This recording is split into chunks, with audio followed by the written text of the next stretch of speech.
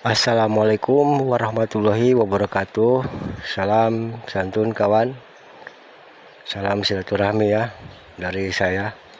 Di depan kamera saya ini ada tanaman memangkokan, yang dimana tanaman ini sering kita temui di pekarangan rumah, karena tanaman yang satu ini sering dijadikan tanaman hias di pekarangan rumah, karena yang bentuk daunnya sangat cantik ya, kayak mangkok, makanya disebut tanaman memangkokan atau disebut bunga memangkokan.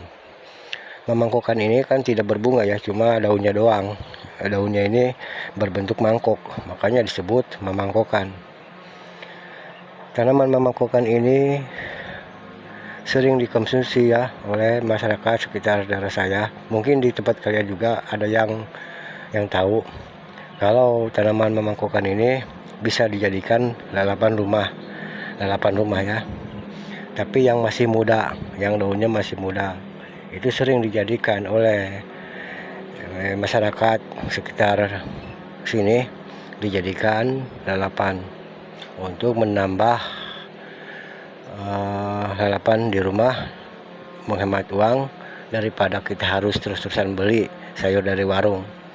Alangkah baiknya kalau seandainya ada tanaman yang bisa dikonsumsi ya, dijadikan lalapan ya, kita kenapa tidak ya, kita cari yang mudanya ini. Yang mudanya itu dibikin lalapan dengan cara dikukus dulu biar matang ya. Udah dikukus baru bisa kita makan ya, campur nasi, ikan asin, kayak sambal ya.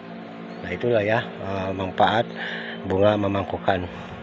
Selain itu, tanaman memangkokan ini juga memiliki macam khasiat. Salah satunya, tanaman memangkokan ini bisa mengobati penyakit luka ya, luka ringan. Nah, dan juga bisa mengobati ini penyakit radang payudara ya.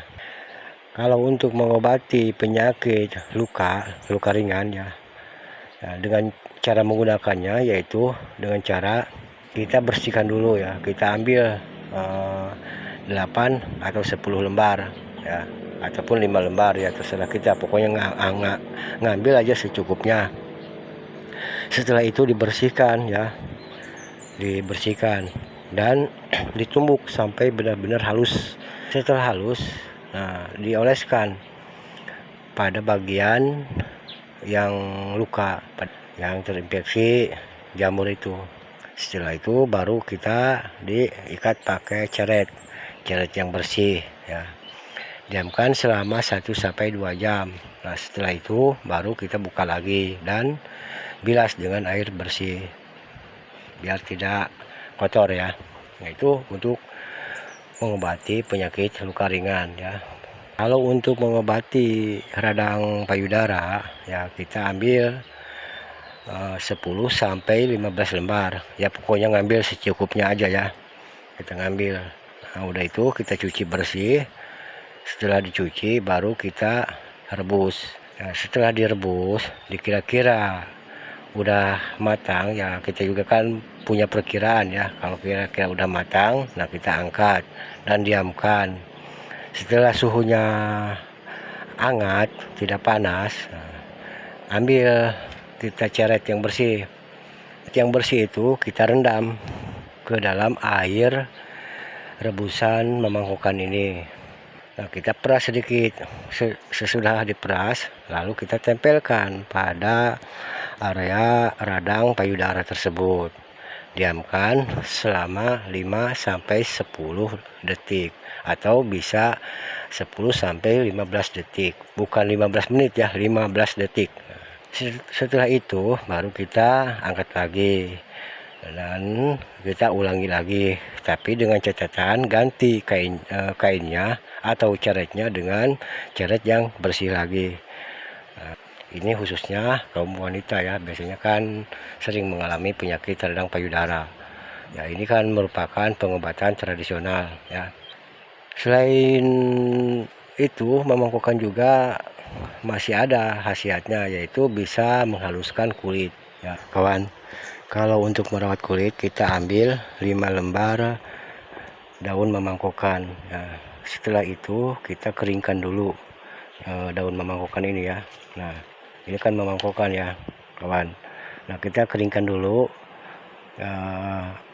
daun memangkokan ini sampai benar-benar kering. Setelah kering kita seduh dengan air panas. Nah setelah dingin ya baru dibikin bilasan. Nah, bilas pada muka kita atau pada tubuh yang kita inginkan. Membilasnya itu setelah mandi ya kawan, setelah mandi. Kalau kita udah mandi, baik mandi pagi maupun mandi sore, nah kita bisa menggunakan rebusan air memangkokan ini untuk mencuci muka kita atau membilas badan kita. Nah setelah muka kita dicuci dengan air rebusan memangkokan ini, itu tidak perlu dibilas lagi ya dengan air biasa, tidak perlu. Maksud di sini biar bilasan air memangkokan ini yang sudah kita gunakan untuk mencuci muka atau mencuci tubuh biar meresap ke dalam pori-pori kulit kita, itu biar kulit kita sehat dan bening ya, terlihat awet muda. Nah itu manfaat dari daun memangkokan. Nah ini ya daun memangkokan ya lur. Nah, kalau yang muda kan bisa kita konsumsi untuk lalapan rumah dengan cara direbus dulu, dikukus ya. Kalau untuk lalapan rumah, tapi kalau untuk obat kan udah saya terangkan tadi ya. Dan jangan lupa ya kawan, sebelum praktekin tutorialnya konsultasikan dulu sama pihak dokter ya, sebab dokter itu lebih tahu, lebih paham tentang jenis manfaat daun memangkokan ini ya. Ya cukup sekian video saya. Akhir kata dari saya, assalamualaikum warahmatullahi wabarakatuh. Salam santun.